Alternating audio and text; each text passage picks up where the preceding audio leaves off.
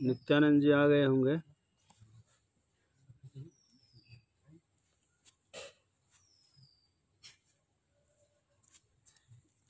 आइए हम लोग सांख्य कारिका का प्रारंभ करते हैं। सांख्य दर्शन भगवान कपिल, महर्षि कपिल का दर्शन है, जिसमें बड़ा सुंदर जगत का जो है विमर्श है, विवेचन है। कल हम चर्चा कर रहे थे कि एक सिंहावलोकन कल की जो है अध्ययन पे एक चर्चा करके निकलते हैं आगे। दुख त्रया विघाता जिज्ञासा तदवघात के हेतु दृष्टे सा पार्था चेत नैकांता अत्यंत तो भावात। कहा था कि 3 प्रकार के दुखों से सभी व्यथित है ना, दुखित है, और इन दुखों के नाश के लिए, उन त्रैताप के नाश के लिए सब कोई प्रयत्न करते हैं। तो क्या करना चाहिए? तो कुछ ने कहा कि भजन करो भगवान का, सांख्य शास्त्र पढ़ो। तो किसी ने कहा कि दृष्टेसा पार्था चेत, यदि दृष्ट उपाय करने से दुख दूर हो जाए, क्या जरूरी है सांख्य शास्त्र पढ़ने की? दृष्ट उपाय क्या है? क्या बताया था? मणि मंत्र औषधि, है ना। किसी को शारीरिक कष्ट है तो औषधि कर ले तो उसका दुख दूर हो जाएगा कि नहीं? किसी को बुखार है, किसी को सिर दर्द है, दवाई ले ले, ठीक हो जाता है। किसी को पेट में दर्द है, दवाई लेने ठीक हो जाता है। तो किसी को पुत्र चाहिए तो उसकी भी औषधि है, विभिन्न प्रकार के मंत्र हैं। किसी को प्रारब्ध जनिक कष्ट है, ग्रह उपग्रह का दोष है, तो आदमी जो है मणि पहन ले, रत्न पहन ले अंगूठी में बना करके, उसका दुख दूर हो जाएगा।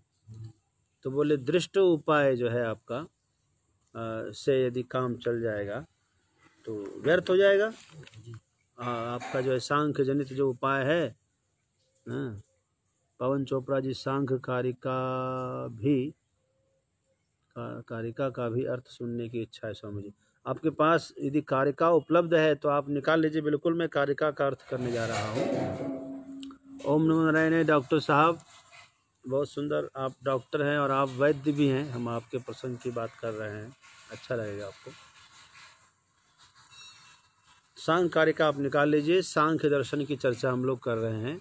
आप अपना एंड्रॉयड मोबाइल में PDF डाउनलोड करिए, लिखिए उसमें सांख्य कारिका, राइटर हैं ईश्वर कृष्ण जी, तो आप उसको डाउनलोड कर लीजिए, आ जाएगा। थोड़ा छोटा सा ही है, मात्र इसमें 72 कारिका है, और 72 कारिका में पूरा सिद्धांत सांख्य दर्शन आपको समझ में आएगा। मैं गारंटी के साथ कहता हूँ, मात्र 15 दिन का कोर्स है। यदि आपने सांख्य शास्त्र को जानना है तो आप आइए इसमें। हैं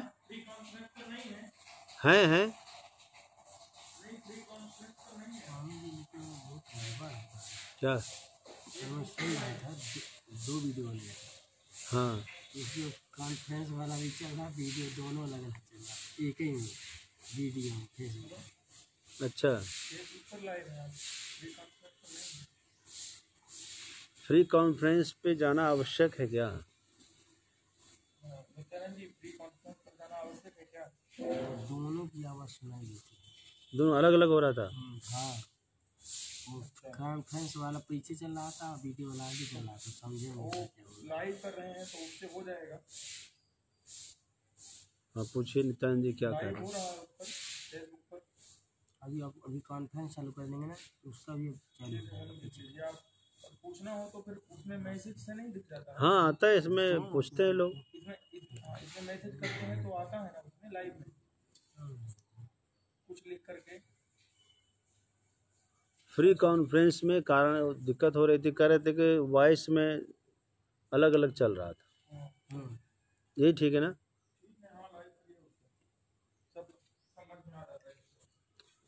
लाइव में ठीक है, सभी एक साथ जुड़ जाते हैं और इसमें व्यवधान भी नहीं है। उसमें कुछ ना कुछ व्यवधान आता। कल जैसे 2 पार्ट में हो गया था तो लोग कंफ्यूज हो जाएंगे नित्यानंद जी, इसीलिए मैं सोच रहा था कि लाइव में ही ठीक है, एक जैसा हो जाता है कम से कम। इसमें यदि साउंड क्वालिटी अच्छी नहीं होगी तो हम वो लगा लेंगे, लीड लगा लेंगे ब्लूटूथ वगैरह, जैसा आप लोग उचित कहेंगे। आवाज़ कम आती है क्या? तो हम वो लगा सकते हैं, लीड लगा लेंगे यहाँ, तो वो ठीक हो जाएगा। अब हम फिलहाल आज की चर्चा को प्रारंभ करते हैं। कारिका से ही आपको अर्थ लगेगा, आपको अलग भटकने की कोई ज़रूरत नहीं है। जो सांख्य मूल कारिका है वो आप निकाल लीजिए अपने मोबाइल में, चाहे आपके पास किताब हो तो किताब निकाल लीजिए, आप आराम से इसका अध्ययन कर सकते हैं। मात्र 15 दिन का कोर्स है, इसको हम पूरा करेंगे 15 दिन में, पूरा सांख्य दर्शन आपको समझ में आएगा। तो मैं बता रहा था कि चूंकि इसमें 25 तत्वों का वर्णन है, सांख्य दर्शन में कितने तत्व हैं? 25 तत्वों का वर्णन है। तो उन 25 तत्वों का यदि ज्ञान किसी को हो गया, कहते हैं कि 25 तत्वज्ञो यत्र तत्राश्रमे वसन, कहाँ कहीं भी एक बार आपको 25 तत्वों का ज्ञान हो जाए, आप कहीं भी निवास करिए पूरी दुनिया में, तो कहते हैं कि जटी मुंडी शिखी वापी मुच्यते नात्र संशय, निश्चित ही उनका मोक्ष होगा। चाहे वो जटाधारी हो, चाहे वो मुंडित हो हमारे जैसा हो, शिखाधारी गृहस्थ हो, ब्रह्मचारी हो, गृहस्थी हो, बाणप्रस्थी हो और सन्यासी हो, कोई भी हो, मुच्यते नात्र संशय, अवश्य उनका मोक्ष होता है। इसलिए सब हर किसी को सांख्य दर्शन जानना बहुत आवश्यक है। आइए, बहुत सुंदर अंजनी कुमार मिश्र जी, नवीन माता पुरकर जी, आप सभी को बहुत बहुत बधाई एवं नमस्कार। हम लोग अब बीच में चर्चा नहीं करेंगे। पवन चोपड़ा जी लिखे हैं कि यह सुविधाजनक है, मुझे ख्याल से यही ठीक है। अन्यत्र किसी कॉन्फ्रेंस में जाने पर ये कभी कभी श्रृंखला टूट जाती है। कृष्णानंद पांडे जी, हम लोग भी सब साथ में करते हैं। आइए, ये जो है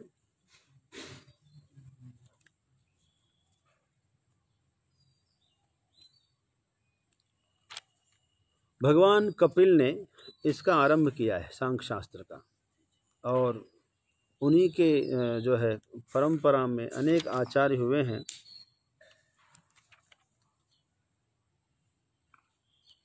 और भगवान कपिल कहते हैं कि सनकश्च सनंदश्च तृतीयश्च सनातनः आसुरिः कपिलश्चैव वोढु पंच शिखस्तथा इत्येते ब्रह्मणः पुत्रा सप्तप्रोक्ता महर्षयः। हाँ, ये जो है उसी सनातन परंपरा में भगवान कपिल हुए हैं, और भगवान कपिल के आगे है ना आसुरी जो है हुए, आसुरी ने जिनको दिया, ये सब हम चर्चा अंत में करेंगे। उन्होंने पंच सिख को दिया, पंच सिख ने किसको दिया, अंत में आए ईश्वर कृष्ण जी। ईश्वर कृष्ण जी ने इसको कारिकाबद्ध किया है, और इसी कारिका की हम लोग चर्चा करेंगे। 72 कारिका है मात्र, रोज 5 कारिका भी करेंगे तो 15 दिन में इसकी पूर्ति हो जाएगी। तो आइए हम आरंभ करते हैं। प्रथम कारिका थी दुःखत्रयाभिघाता जिज्ञासा तदपघात के हेतु पार्था चेत नैकांता। तो दुख त्रयाभिघात, तीनों दुखों से अभिघात होने पर, बारंबार व्यथित होने पर व्यक्ति उन दुखों के विनाश के लिए उपाय ढूंढता है। तो क्या उपाय है? सांख्य शास्त्र ने कहा कि सांख्य का अध्ययन करिए, ज्ञान मार्ग का चिंतन करिए, भक्ति मार्गियों ने कहा भक्ति करिए, कर्मनिष्ठों ने कहा कर्म कीजिए। तो किसी ने कहा कि ये सब क्यों करें हम? दृष्ट उपाय जब संभव है, दृष्टेसा अपार्था चेत। दृष्ट उपाय क्या है? बोले मनि मंत्र औषधि। हम जो है औषधि कर लेंगे, शारीरिक दुखों का नाश हो जाएगा। मंत्र पाठ कर लेंगे, मानसिक दुख का नाश हो जाएगा। प्रारब्ध से जनित दुख का विनाश मंत्र से, मणिधारा रत्न धारण करने से हो जाता है ना। धन दौलत पुत्र प्राप्ति, शत्रु मारन, सब उपाय है। तो कहा कि ये सब करोगे, इसमें से कोई भी उपाय गारंटी के साथ नहीं कह सकता कि रोग नष्ट हो जाएगा। ठीक है, गारंटी है कि वह रोग नष्ट कर देगा। और क्या दूसरी गारंटी ये चाहिए कि रोग जो नष्ट हो गया वापस फिर नहीं आएगा? ऐसे गारंटी कोई देता है? नहीं। डॉक्टर साहब जुड़े हैं हमारे इसमें, बोलिए आप।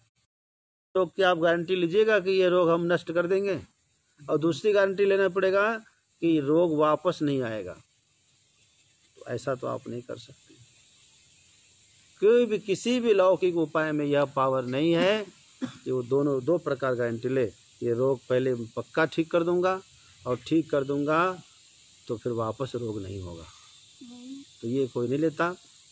और इसीलिए ये जो है ठीक नहीं। न एकांत अत्यंततः अभावात् चेतना, क्यों एकांततः और अत्यंततः अभावात्, एकांततः यह उपाय कारगर नहीं है और अत्यंततः भी यह उपाय कारगर नहीं है, इसलिए हो गया। तो आइए सांख्य दर्शन की ओर। फिर किसी ने कहा कि कोई बात नहीं है, यदि लौकिक उपाय सही नहीं है तो हम क्या करेंगे, वैदिक उपाय कर लेंगे, हम आनुश्रविक उपाय कर लेंगे। आनुश्रविक मतलब वैदिक। तो आनुश्रविक उपाय क्या है, आपको शरीर में जो है पीड़ा है तो हम ये इस औषधि से हवन करा देंगे, वैदिक उपाय, ठीक हो जाएंगे आप। टोटका टोना कर देंगे, ठीक हो जाएंगे आप। ठीक है, कोई न कोई मंत्र पाठ कर लेंगे, वेद मंत्र का, आपको ठीक कर देंगे हम। दूसरा, आपको पुत्र चाहिए, पुत्रेष्टि याग कर देंगे। धन चाहिए, धन के लिए याग कर लेंगे। राज्य चाहिए, राज्य के लिए यज्ञ करा देंगे। आपको यदि जो है स्वर्ग चाहिए, स्वर्ग का यज्ञ करा देंगे। आपको यदि प्रारब्ध जनित कोई कष्ट हो रहा है तो भी उसका उपाय निदान है, हम बदल देंगे। तो वैदिक उपाय कर लीजिए, ठीक है।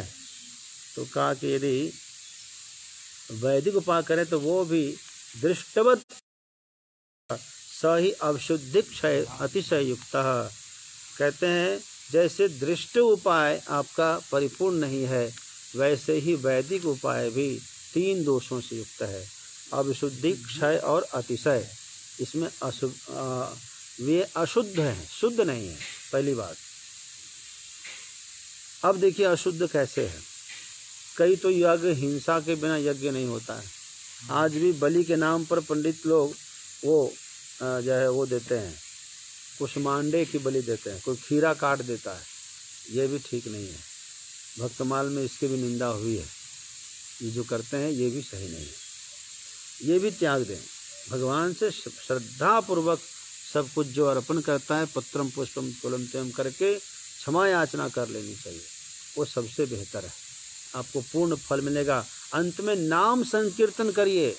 नाम संकीर्तन करने से मंत्रतस् तंत्रतस् छिद्रम यन्यूनमधिकम कृतम, जो है क्या है,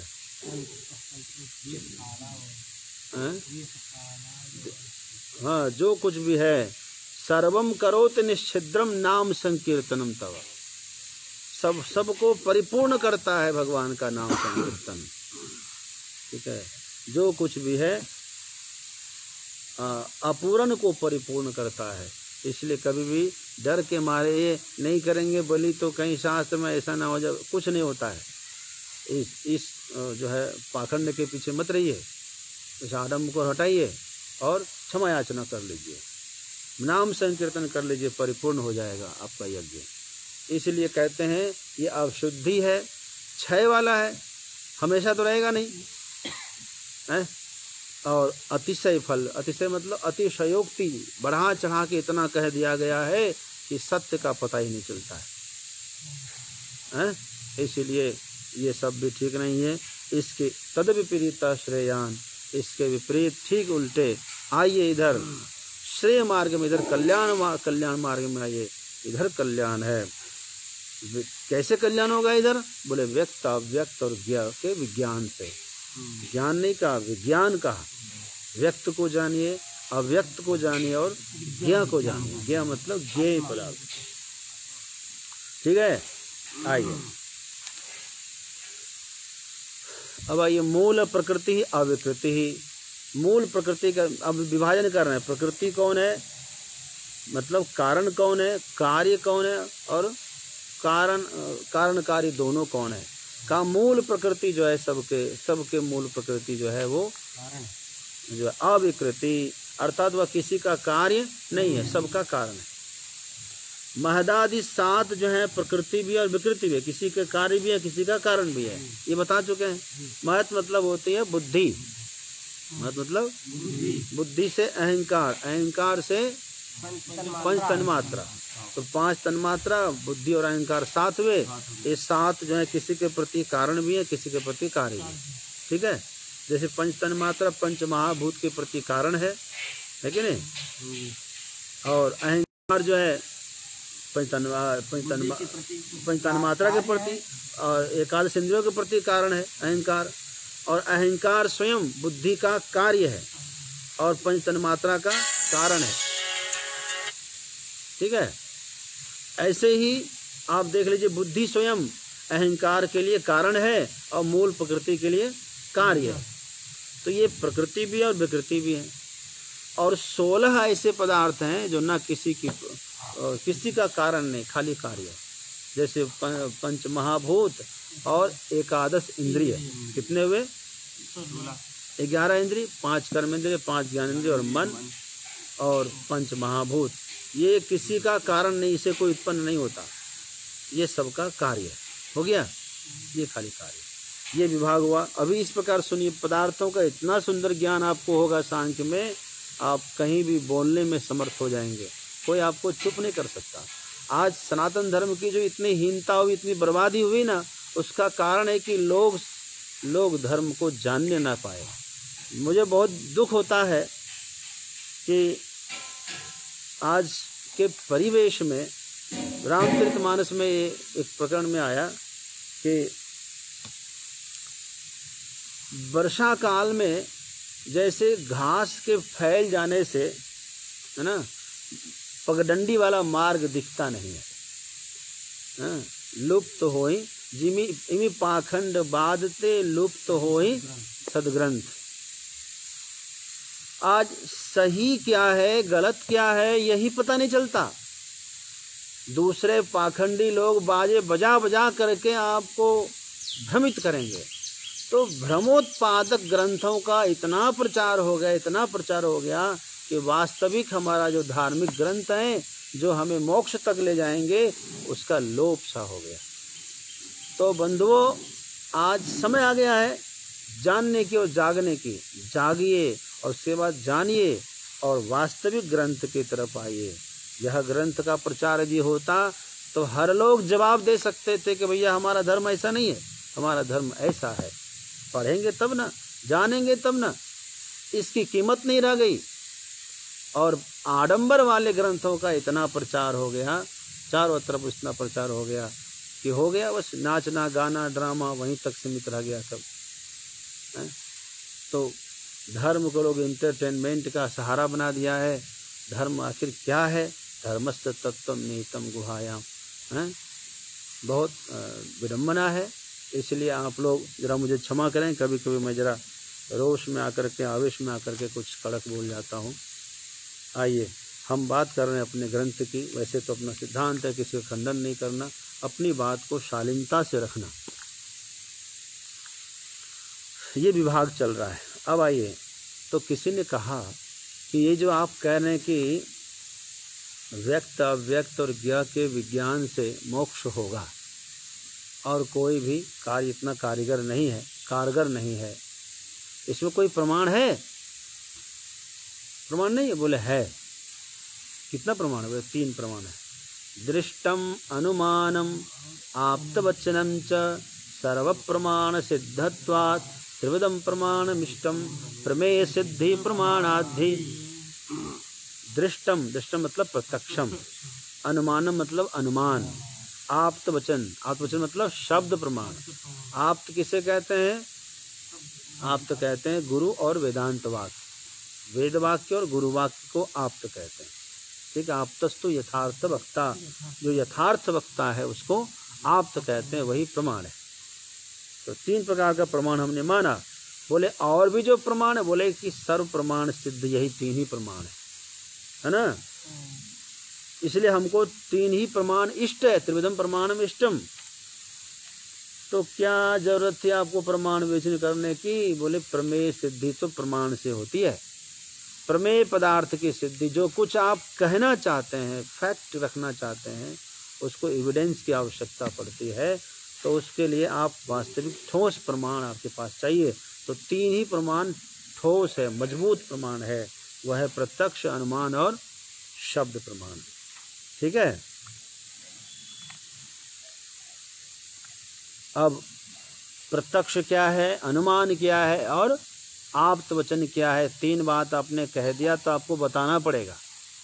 तो बता रहे हैं अगले कारिका में प्रत्यक्ष प्रमाण क्या है, अनुमान प्रमाण क्या है, शब्द प्रमाण क्या है। आगे प्रतिविषयाद्यवसायो दृष्टं त्रिविधमनुमानमाख्यातम् प्रतिविषयाद्यवसायो दृष्टं त्रिविधमनुमानाख्यातम् प्रतिविषयाध्यवसायो दृष्टं त्रिविधमनुमानमाख्यातम् प्रतिविषयाद्यवसायो दृष्टं त्रिविधमनुमानमाख्यातम् तल्लिङ्गलिङ्गिपूर्वकम् आप्तश्रुतिराप्तवचनन्तो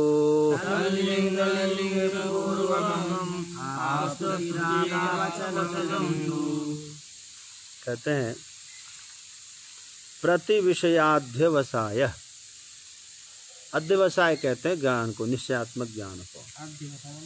ज्ञान, अध्यवसाय मतलब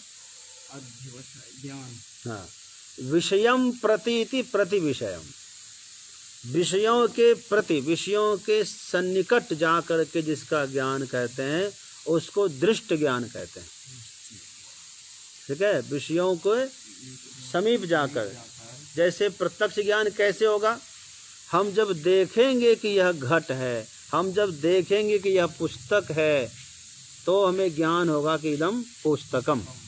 ये कौन सा प्रमाण है, दृष्ट, ये प्रत्यक्ष प्रमाण है। आँख हमारी आँखें पदार्थ के सामने है।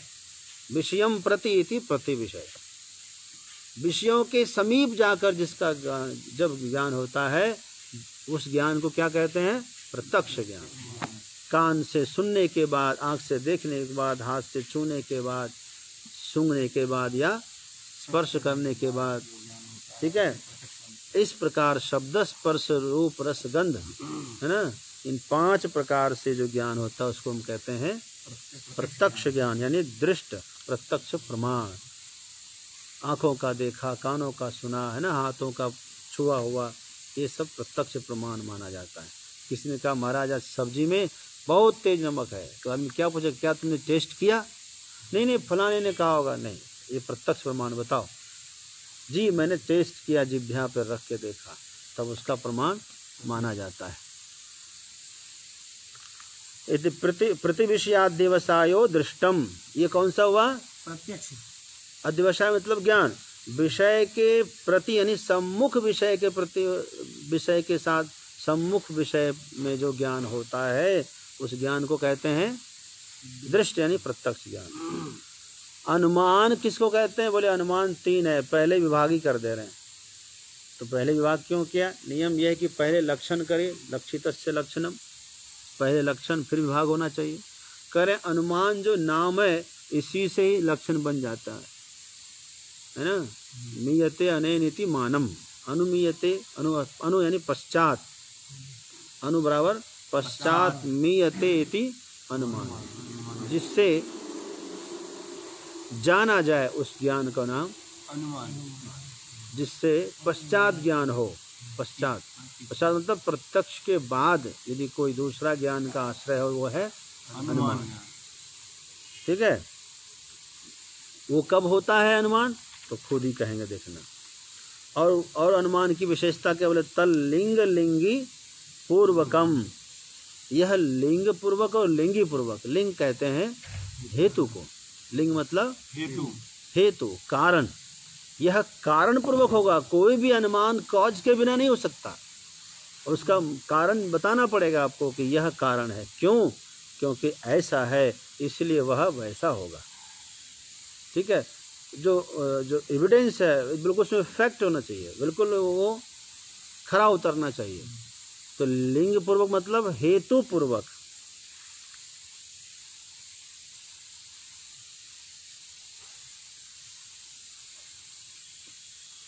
लिंग पूर्वक और लिंगी पूर्वक है, 2 क्यों कहा। ठीक है। तो देखिए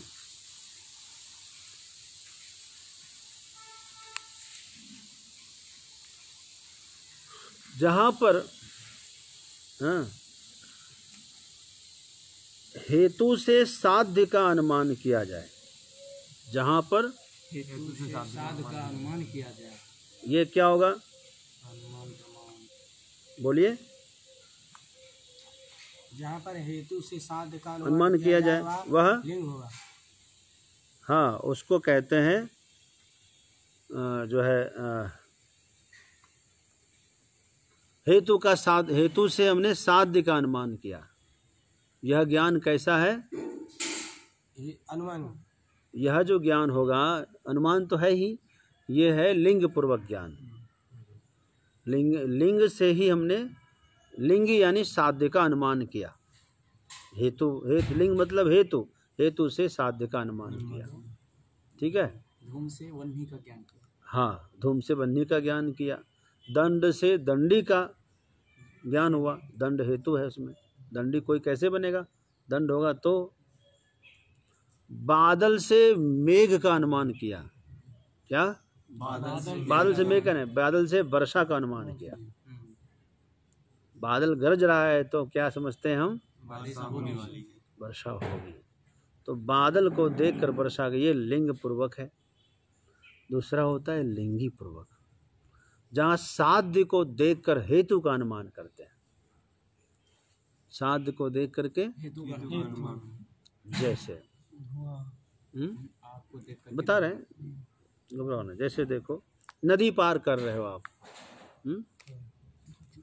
अभी आप आए थे तो इतना पानी था और अभी इतना पानी कैसे हो गया भाई?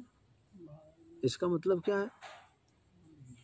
आदमी घास काटने जा रही थी, कुछ महिलाएं, तो इतना कमर भर घुटने भर पानी में पार होकर चली गई दूसरे पहाड़ पे, अपना घास काट रही थी। और लौट के जब बोझा लेकर आए तो गर्दन भर पानी, उब डुब होने लगा। तो वो आपस में क्या बात कर रही है? हैं? लगता है ऊपर में बारिश हुई है, ऊपर में बारिश हुई है। बारिश नहीं हुई होती तो इतना पानी यहाँ नहीं होता आज। अभी अचानक इतना पानी, इसका मतलब ऊपर बारिश हुई है। ये क्या हुआ? बारिश क्या है? कारण है। और बाढ़ क्या यहाँ पर? कार्य है। कार्य को देख के कारण का अनुमान हो रहा है। कहीं पर कारण को देख करके कार्य का अनुमान होता है। क्या समझे? यदि सूजी देख लिया, चीनी देख लिया, वहाँ पर जो है घी देख लिया, तो क्या समझेगा आदमी? हलवा ही बनेगा। तो कारण को देख करके आपने कार्य का अनुमान कर लिया है। कारण देख के कार्य का अनुमान कर लिया। और आज कोई व्यवस्था ही नहीं है, ठन पाल है, मतलब एकादशी है। हाँ, एकादशी है। तो कई कारण को देख के कार्य का अनुमान, मैं थोड़ा इसी में आनंद ले लेता हूँ। तो कई कारण को देख करके कार्य का अनुमान। ठीक है। जहाँ कारण को देख के कार्य का अनुमान होता है लिंग पूर्वक, और जहाँ कार्य को देख के कारण का अनुमान करते हैं वह लिंगी पूर्वक। जो जहाँ पर कारण को देख करके कार्य का अनुमान किया जाता है वहाँ पर लिंग पूर्वक होता है, और जहाँ पर कार्य को देखकर कारण का अनुमान किया जाता है लिंग पूर्वक। लिंग मतलब हेतु, कारण हो गया। एक तो दृष्ट बता दिया। दृष्ट जो विषय के सम्मुख जाकर ज्ञान होता है उसको क्या कहते हैं? प्रत्यक्ष ज्ञान कहते हैं।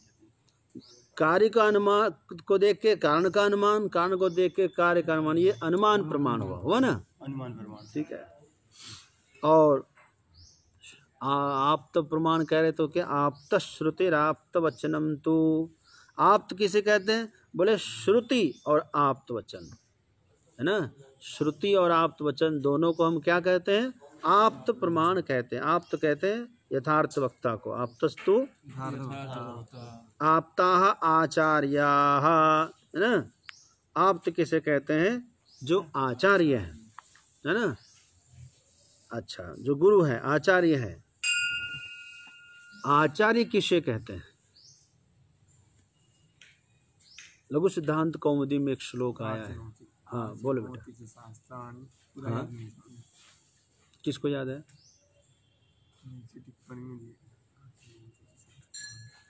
आचिनोति शास्त्रार्थान आचारे स्थापयत्यपि स्वयं आचरते यस्मात् तस्माद् आचार्य मिश्यते।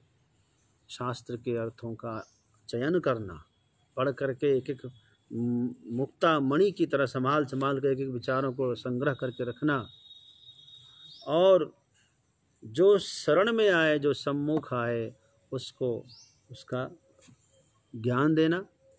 आचार्य स्थापयत्यपि, और स्वयं अपने आचरण में स्थापित करे, क्योंकि स्वयं आचरण करने से ही उसे आचार्य कहते हैं।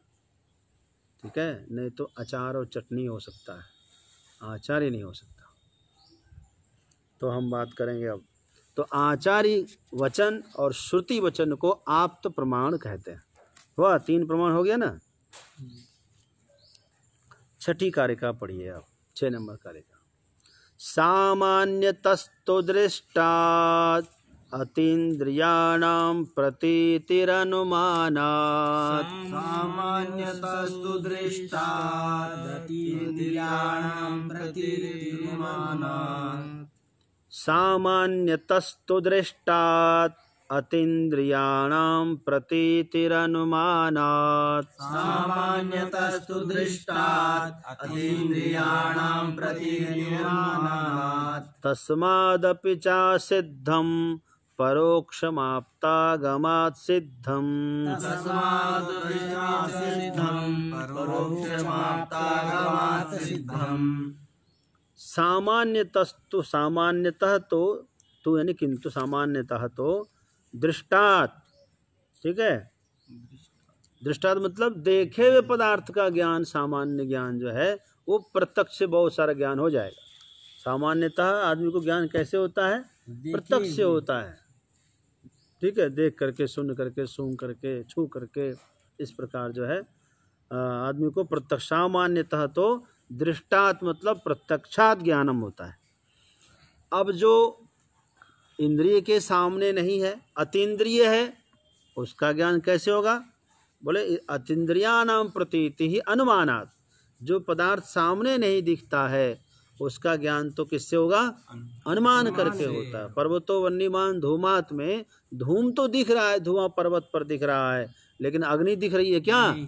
तो ऊपर में जो है लपटो धुओं को देख करके हम जो है आग का अनुमान करते हैं। तो आग अतीन्द्रिय है, दिख नहीं रहा है, इंद्रियों से परे है, लेकिन उसका हम अनुमान से जानते हैं।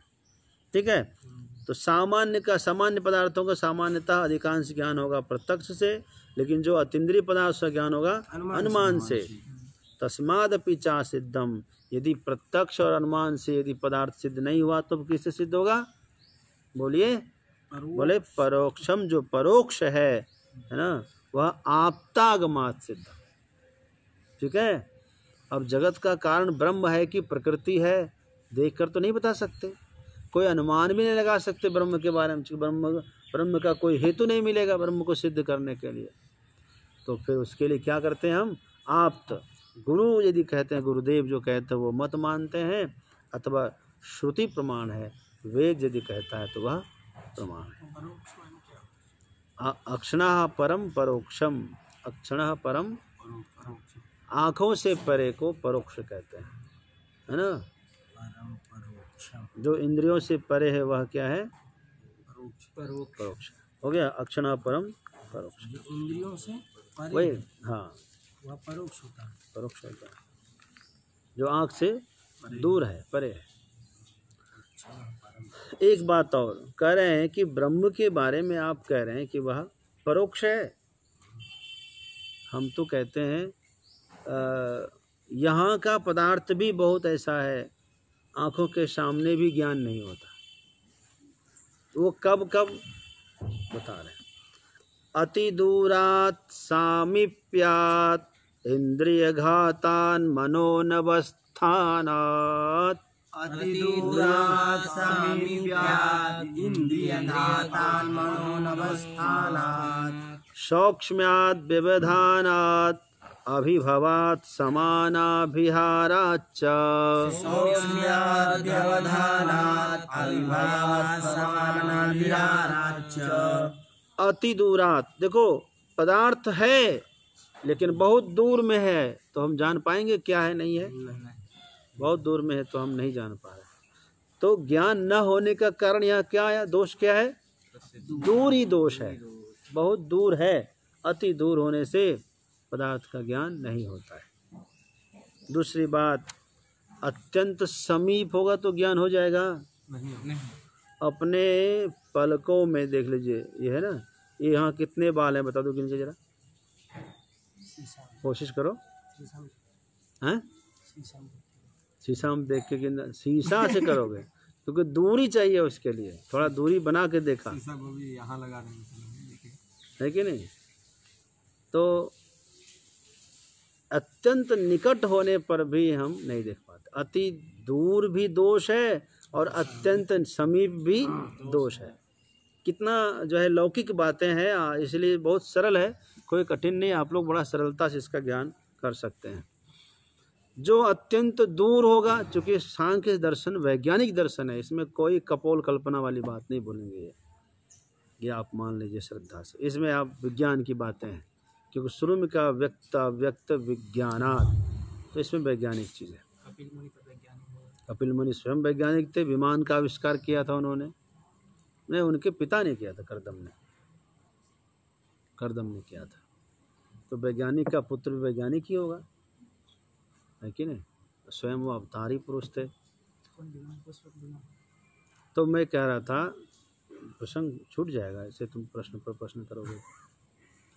क्या बोल रहा था मैं? अति दूर पदार्थों का ज्ञान नहीं होगा, अत्यंत समीप पदार्थों का ज्ञान भी नहीं होता। इंद्रिय घातात, यदि आँख खराब हो जाए तो भी ज्ञान नहीं होगा, इंद्रिय घात होने पर भी ज्ञान नहीं होगा। अच्छा, मनोनवस्थानात्, अरे पदार्थ भी सामने है, न दूर है न नज़दीक है, आँख भी ठीक है, फिर भी कभी कभी ज्ञान नहीं होता। उसका कारण मन यदि अन्यत्र अवस्थित है, मन अन्यत्र अवस्थित है, मन कहीं चला गया है तो आदमी किताब देखो, विद्यार्थी लोग ऐसे आदमी किताब, घंटा बीत गया, 3 घंटे बीत गए, एक अक्षर का ज्ञान नहीं होता है। हैं? चला गया है गंगा जी किनारे, हाँ कहीं भी जाता है तो जाता है ना। तो मन यदि अन्यत्र अवस्थित हो जाए तो ज्ञान नहीं होता है। सूक्ष्म इंद्रिय घात बता तो दिया, आँख यदि खराब हो गई किसी कारणवश तो भी ज्ञान, कोई भी इंद्रिय यदि जो है खराब हो जाए तो भी ज्ञान नहीं होता। सूक्ष्म्यात्, यदि इंद्रिय भी ठीक है, मन भी लगा हुआ है, सामने है, फिर भी यदि सूक्ष्म है तो नहीं जान पाएंगे। हमारे आँखों के सामने हाइड्रोजन है, हाइड्रोजन परमाणु, जलीय परमाणु, तेजस परमाणु उड़ रहे हैं, हमारे आँखों के सामने वायवीय परमाणु, जलीय परमाणु, सब पार्थिव परमाणु उड़ रहे हैं, ये हमको पता नहीं। कोरोना भी आजकल, कोरोना हवा में नहीं चलता ये, हाँ कोरोना जो है टच करने से आता है, लेकिन हवा में, यानी हवा में होता तो अब तक में पता नहीं क्या हो जाता, लेकिन कोरोना ये तो अनुमान से चल रहा है, कोरोना है, इसका कोई प्रमाण तो यंत्र से देखे होंगे कोरोना कीटाणु को। वैज्ञानिक लोग कह रहे हैं कीटाणु है, ये एक प्रकार का विषाणु है। तो सूक्ष्म्यात्, सूक्ष्म होने पर भी ज्ञान नहीं होता है।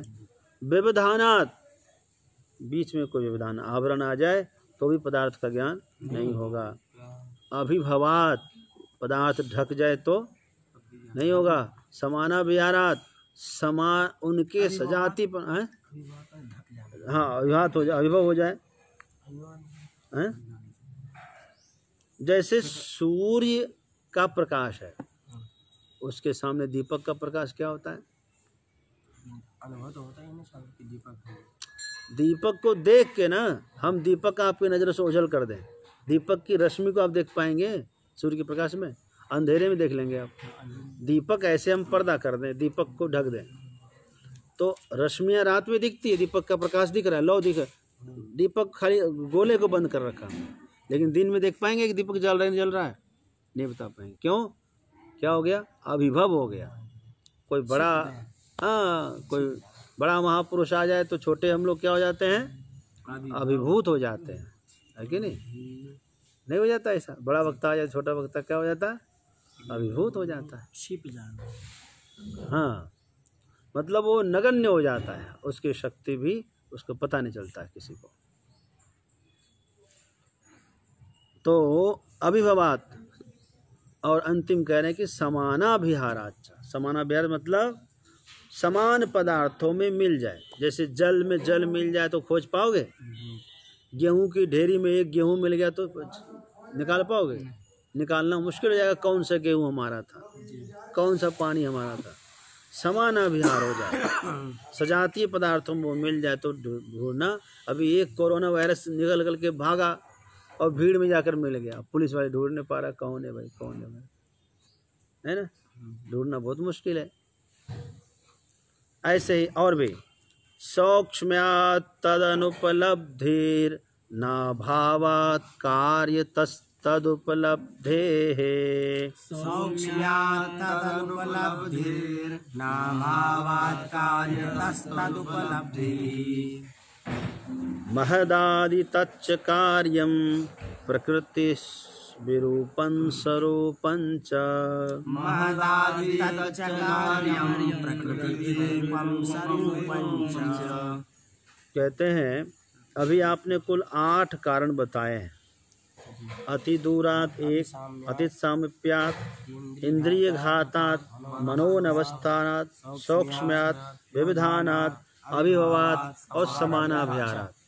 8 कारणों से पदार्थ का ज्ञान नहीं होता, यही कहा ना जी। 8 कारण से क्या?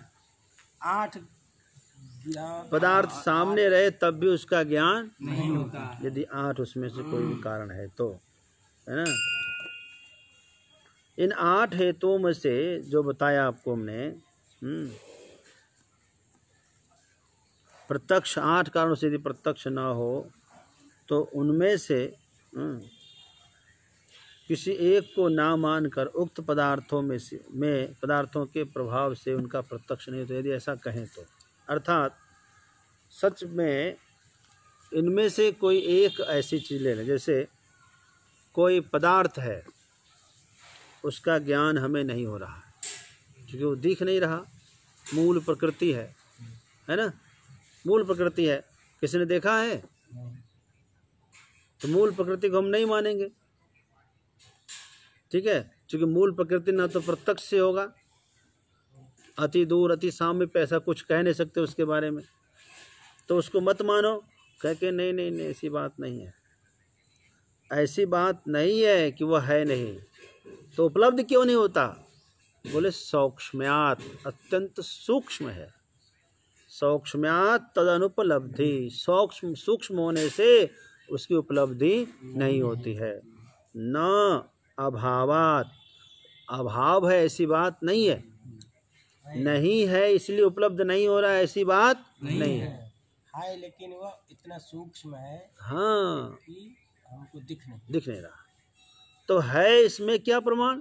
बोले कार्यतस्तदुपलब्ध, उनका कार्य देखा जाता है। जैसे बिजली को किसी ने देखा है? नहीं देखा, तो क्या बिजली नहीं है? हैं? बिजली है, कैसे जाना? अनुमान कार्यतस्तदुपलब्धि, उसका कार्य दिखाई देता है। बिजली है तो पंखा हिल रहा है, ठल ठल ठल ठल कर रहा है कि नहीं? हिल रहा है पंखा। बिजली है तो प्रकाश हो रहा है, बिजली है तो मिक्सी चल रही है। इसका मतलब कार्य से ही उपलब्धि होती है। तो बोले उसका कार्य कौन है? हम क्यों माने उसको? हम तो नहीं जानते कौन। बोले महदादि तच्च कार्यम, महदादि उसके कार्य हैं। महद मतलब बुद्धि, बुद्धि के बाद अहंकार, अहंकार के बाद पंच तन्मात्रा, पंच तन्मात्रा से पंच महाभूत, है ना? ये तो पंच महाभूत दिख रहा है, नहीं दिख रहा? दिख रहा, ठीक है? इस प्रकार पंच महाभूत दिख रहा है, पंच ज्ञानेंद्रिय, कर्मेंद्रिय, मन, ये सब तो समझ में आ ही रहा। तो कुल मिलाकर के कार्य की उपलब्धि से हम मूल प्रकृति को भी मानेंगे। और महदादि जो कार्य है, बोले कुछ विलक्षण भी है, कुछ समान लक्षण वाला भी है। प्रकृति स्वरूपम, प्रकृति विरूपं च, प्रकृति के समान क्या है, प्रकृति के विपरीत क्या है, विलक्षण क्या है। तो जैसे प्रकृति, मूल प्रकृति जड़ है, तो महदादि जब भी ये सब भी जड़ है। बुद्धि, अहंकार, इंद्रियां, पंच महाभूत, ये सब क्या है? जड़ है। अच्छा, वो भी अनित्य, ये भी अनित्य है। वो भी जो है त्रिगुणात्मक है, ये भी त्रिगुणात्मक। विरूप भी है। क्या विरूप क्या है? विलक्षण क्या है? मूल प्रकृति से मूल प्रकृति दिखती नहीं है, ये दिखती है। मूल प्रकृति में जो है परिवर्तन नहीं होता है, इन लोगों में परिवर्तन होता है। ठीक है, बहुत सारी बातें हैं, वो खुद ही बताने वाले हैं। इतना सुंदर बताने वाले हैं कि आप आश्चर्यचकित रह जाएंगे। ये शास्त्र हमने क्यों नहीं पढ़ा अभी तक, ये आपको बोध होने वाला है। असद करणादुपादान ग्रहणात् सर्वसंभवा भावात्। असद करणादुपादान ग्रहणात् सर्वसंभावात्। सभी बोलो एक साथ, ऐसा क्या आगे पीछे बोलता है? असद करणादुपादान ग्रहणात् सर्वसंभावात्। असद करणादुपादान, यहाँ कोमा दे दो। इसमें क्या है? 12 मात्रा पे। असद करणादुपादान ग्रहणात् सर्वसंभवा भावात्। शक्तस्य शक्य करणात् कारण भावाच्च सत्कार्यम्। शक्तस्य शक्य करणात् कारण भावाच्च सत्कार्यम्। कहते हैं असद कर असदः अकरणात्। देखो, एक होता है सत्कार्यवाद, एक होता है असत्कार्यवाद।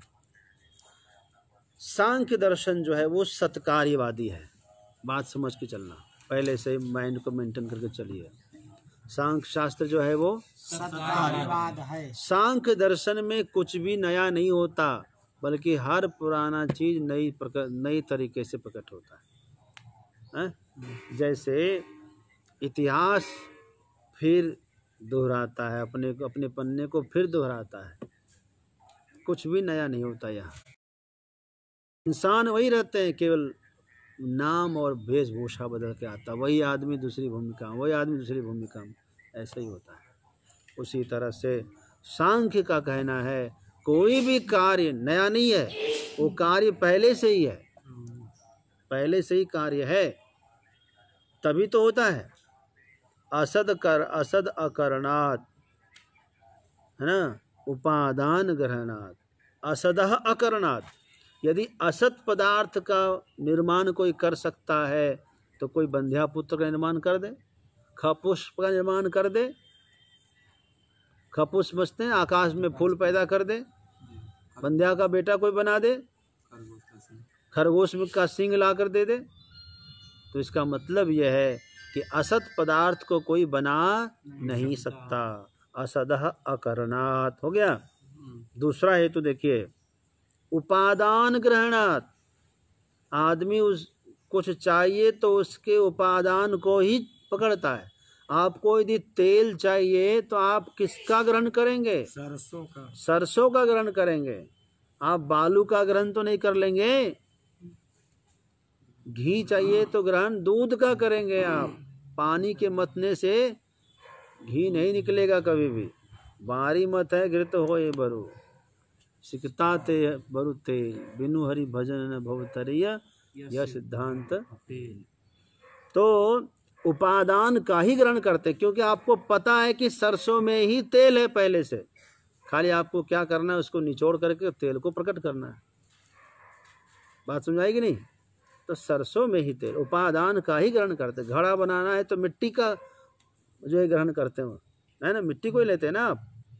तो उपादान को ही सब लोग लेते हैं, इसका मतलब उसमें पहले से है। तीसरी बात कहते हैं सर्वसंभवा भावात्। सर्वत्र सब कुछ नहीं हो सकता, सर्वत्र सब कुछ नहीं हो सकता। सर्वत्र सब कुछ मानेंगे तो बड़ी दिक्कत हो जाएगी, है कि नहीं? इसलिए सर्व संभव नहीं हो सकता। सर्वत्र सब कुछ नहीं होता।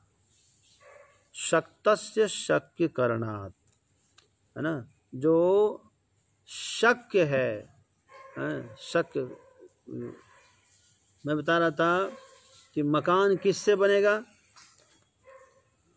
ईंट बालू सीमेंट इसी से बनेगा ना, कि बालू से मकान बन जाएगा। जिसके लिए जो शक्त है यानी समर्थ है, समर्थ ही कारण होता है, समर्थ व्यक्ति ही कारण होता है। उपादान ग्रहण करते हैं श्लोक में, ठीक है। अच्छा, सर्वत्र सर्वसंभव नहीं, अर्थात यदि हमको कुंडल बनाना है तो क्या करना पड़ेगा?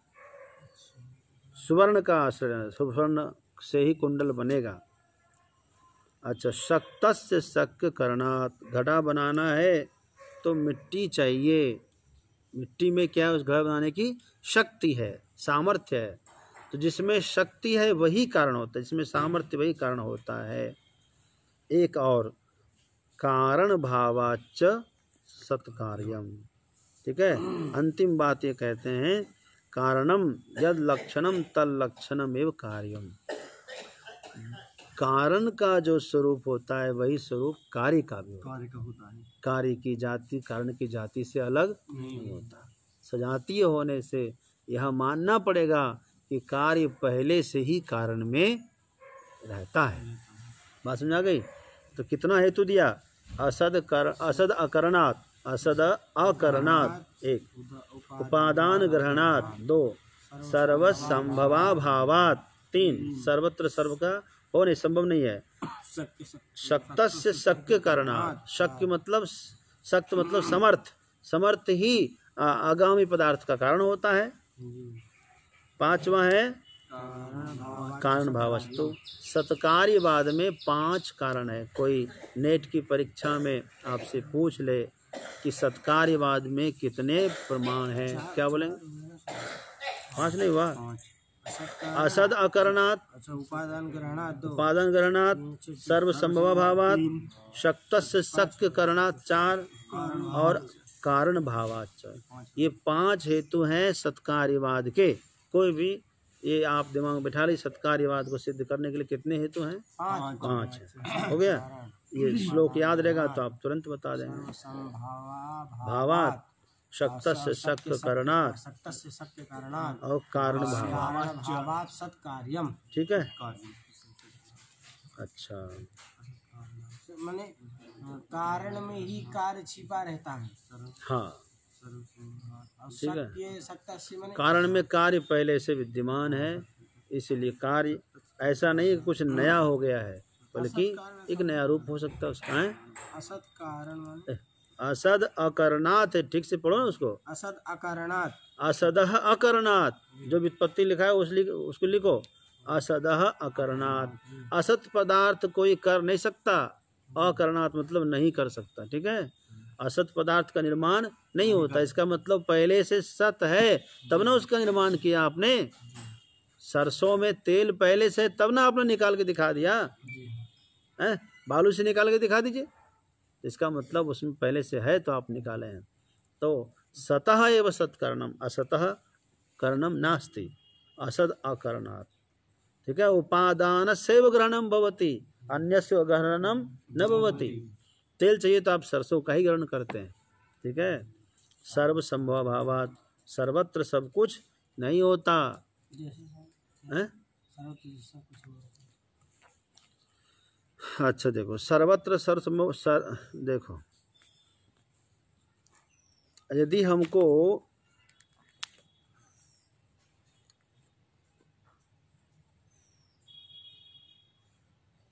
स्वर्ण का ही आभूषण बनता है, किसका? स्वर्ण का आभूषण बनता है। स्वर्ण का क्या बनता है? आभूषण बनता है। क्या कहाँ बनता है? सोनार के पास बनता है। सर्वत्र बन जाएगा?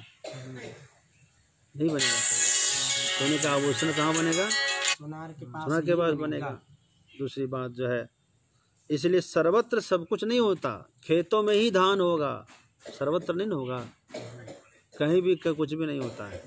तो सर्वत्र सर्व कुछ नहीं हो सकता। और फिर है शक्तस्य शक्य करणात्, जो समर्थ होता है वही पदार्थों का कारण होता है। है ना, उसके लिए वही समर्थ है। जैसे घट बनाने के लिए कुम्हार ही शक्त है, रेल चलाने के लिए ड्राइवर ही शक्त है, सब कोई नहीं हो सकता। और उसी प्रकार जो है कारण भावाच्च सत्कार्यम, कारण भावात मतलब जैसा कारण होता है वैसा ही कार्य होता है, इस दोनों में समानता है। इसलिए मान लीजिए कि कार्य हमेशा हमेशा सत्य ही है। ठीक है, आज इतना ही करते हैं। सभी को ओम नमो नारायण, बहुत बहुत साधुवाद सभी को। कल फिर हम लोग 10 बजे मिलते हैं सांख्य की अगली कारिका के साथ।